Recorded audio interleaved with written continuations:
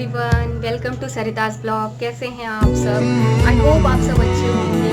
यार शाम हो गई है और मैं सोच रही हूँ कि मैं खाने में क्या बनाऊँ। मुझे हर सुबह और हर शाम मुझे सिर्फ यही कन्फ्यूज़न होता है कि बनाऊँ क्या आखिर में, और एंड में जाके कुछ ना कुछ ऐसा ही बनता है जो कि अनएक्सपेक्टेड होता है। तो बताइएगा मुझे कमेंट करके, आपके साथ भी ऐसी कन्फ्यूज़न होती है क्या? आप लोग भी कन्फ्यूज़ होते हैं कि क्या बनाएं सुबह और क्या शाम को? सुबह बनाओ तो शाम का सोचने में बैठ जाओ कि क्या बनाना है, शाम को क्या बनाना है। एनीवे, ये तो होता रहेगा। हम लोगों ने कल बाहर निकल के काफ़ी एंजॉय किया, बहुत अच्छा लगा। इतने दिन बाद बाहर निकल के ऐसा लग रहा था हम पहली बार बाहर निकल रहे हैं पिंजरे से। तो आप लोग भी बाहर निकल रहे होंगे। अगर आप बाहर निकल रहे हैं तो आपको कैसा लग रहा है मुझे भी बताइए कमेंट करके। बस फिर कल जो जिस काम के लिए हम लोग गए थे वो हो भी गया। वो क्या था कि हमने फरवरी में घर बुक किया था, रजिस्ट्रेशन करा लिया था हम लोगों ने। और उसके बाद लोन का प्रोसीजर बहुत लंबा चलता है, जो कि चल ही रहा था कि लॉकडाउन हो गया। और लॉकडाउन होने के बाद सारा काम ठप हो गया और हम भी यहाँ पापा में बिज़ी हो गए। और फिर उस तरफ ना तो ध्यान गया, ना ही कोई अपडेट ली हमने बैंक से, और फिर वो स्टॉप ही हो गया एकदम से। फिर पापा के ये सब होने के बाद हम जब जैसे ही खाली हुए, हमें रियलाइज़ हुआ कि हमें अब घर नहीं ले सकते, क्योंकि हमने सारी सेविंग्स ख़त्म कर दी हैं और जितना भी काम था वो भी कर लिया है। जो भी था हमने टोकन अमाउंट में कुछ दिए थे, कुछ ये सारी भाग दौड़ पापा का काम ये सब करने में हम लोगों ने अब मतलब सेविंग तो पूरी ख़त्म हो चुकी है। तो फिर इसलिए अब आगे प्लान करना ठीक नहीं होगा, क्योंकि ये फंसने जैसा हो जाएगा। ऐसी हमारी अभी कंडीशन भी नहीं है कि अब हम 40,000 की ईएमआई महीने में भर सके। और वो घर अगर हो जाता तो शायद हमारे लिए ये फंसने जैसा हो जाता, क्योंकि 40,000 ईएमआई इस लॉकडाउन में भरने जैसा हमारे लिए तो बिल्कुल भी नहीं था, अफोर्डेबल नहीं था इस वक्त। हाँ, जैसे हमारा काम चल रहा था उस हिसाब से हमारे लिए वो ईएमआई बहुत ज़्यादा थी, तो हमने उसे कैंसिल करना ही ठीक समझा। अदरवाइज़ हम थोड़ा सा फंस जाते। अच्छा करते हैं, भगवान जो भी करते हैं वो अच्छा करते हैं, क्योंकि अगर वो हो जाता उस वक्त तो हो जाता। उस वक्त हमारी कंडीशन भी ऐसी थी कि हम 40,000 45,000 ईएमआई भरने के कैपेसिटी में थे।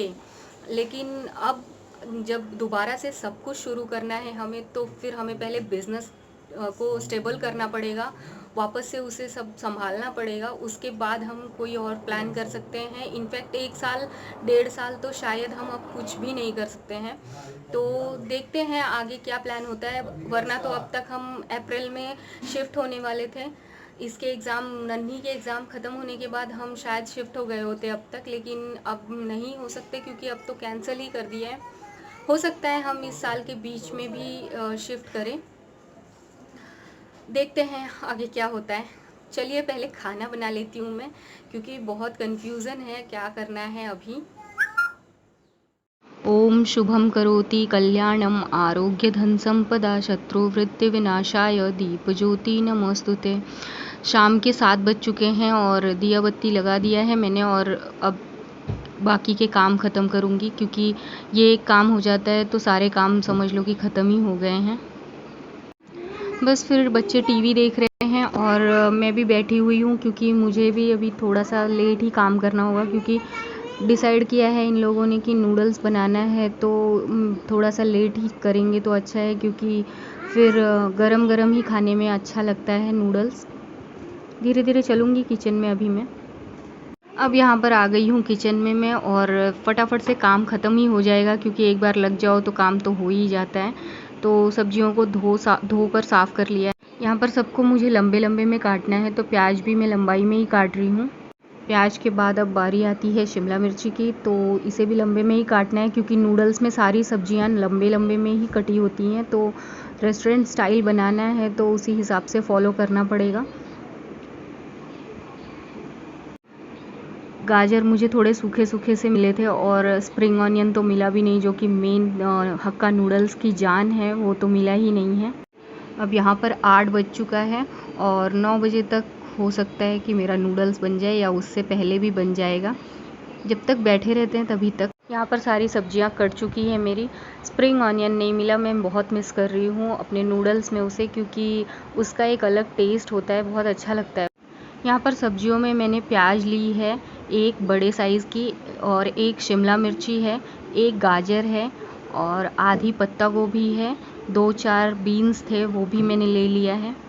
यहाँ पर मैंने नूडल्स बॉईल करने के लिए कढ़ाई ली है, इसमें नमक डाला है और नमक आपको अभी ही डालना है ताकि नूडल्स में अच्छे से नमक घुल सके।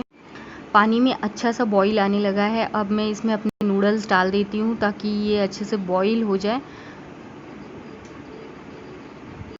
नूडल्स में बॉईल आ गया है। अभी ये हुए नहीं हैं, अच्छे से पके नहीं हैं, तो इन्हें मुझे पकाना है 5 मिनट तक।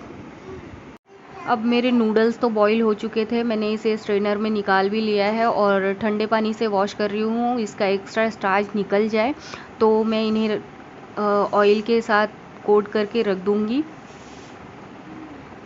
ये देखिए ठंडे पानी से वॉश करने के बाद इन्हें थाली में इस तरीके से मैंने फैला दिया है ताकि ये स्टिकी ना हो थोड़ी देर तक।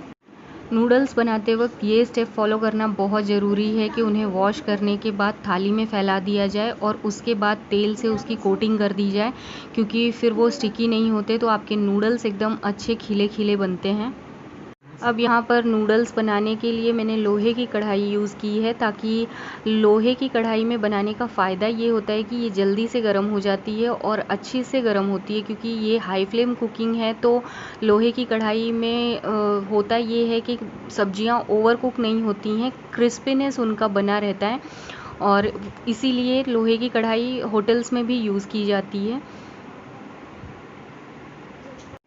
यहाँ पर मैंने तड़के में प्याज डाल दिया है और अदरक लहसुन जो फ़ाइन चॉप करके रखा हुआ था मैंने वो भी डाल दिया है। अब जैसे ही प्याज सॉफ्ट हो गया मैंने इसमें शिमला मिर्ची भी ऐड कर दी है। इसे भी हल्का सा सॉफ्ट ही करना है, ज़्यादा ओवर कुक नहीं करना है मुझे, बहुत ज़्यादा नहीं पकाना है। तो बस फिर इन्हें चलाते रहना है।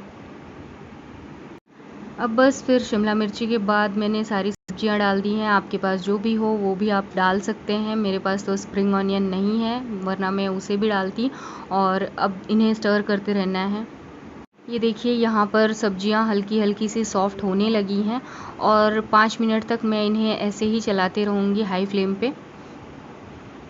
यहाँ पर देखिए सब्जियाँ पक चुकी हैं और क्रिस्पी भी हैं, तो ये परफेक्ट टाइम है नूडल्स मिक्स करने का। और फ्लेम को हमें हाई ही रखना है, क्योंकि ये लो फ्लेम कुकिंग नहीं है। अब नूडल्स को थोड़ा सा चलाने के बाद, थोड़ा सा नीचे से ऊपर मिक्स करने के बाद, अब मैं इसमें डाल रही हूँ चिली सॉस और इसके बाद सोया सॉस, ये ब्लैक पेपर पाउडर। ये तो मतलब आपको भूलना ही नहीं है, क्योंकि ये चाइनीज़ की जान होती है। यहाँ पर एक क्लिप मिस हो गई है, मैंने अजीनोमोटो और विनेगर भी डाला था, जिसकी क्लिप मैं भूल गई डालना। और यहाँ पर ग्रीन चिली सॉस डाल रही हूँ मैं। तो अभी मैं आपको बता देती हूँ, यहाँ पर red chilli sauce, green chilli sauce, vinegar, Ajinomoto, black pepper powder और सोया सॉस डाला है। अब देखिए यहाँ पर सारी चीज़ें डालने के बाद मैं इन्हें अच्छे से मिक्स कर रही हूँ, ताकि इनमें अच्छा सा स्पाइसी फ्लेवर आ जाए। और चाइनीज़ है ये, तो स्पाइसी तो होता ही है और चटपटा हो तो ही मज़ा आता है, क्योंकि चाइनीज़ खाने का फिर बात ही अलग होता है। यहाँ पर देखिए नूडल्स मेरे अच्छे से मिक्स हो रहे हैं। इन्हें थोड़ी देर और मैं ऐसे ही स्टर करती रहूँगी, मिक्स करती रहूँगी। अब ये नूडल्स तो रेडी टू ईट है, तो आइए आप सब भी खा लीजिए। देखिए तैयार हो गया है मेरा नूडल्स। दिखने में है ना एकदम चटपटे से और स्पाइसी। तो बस फिर इस वीडियो को मैं यहीं पर एंड करती हूँ। मिलूँगी मैं आपसे नेक्स्ट व्लॉग में, तब तक के लिए bye bye. Thank you, thanks for watching.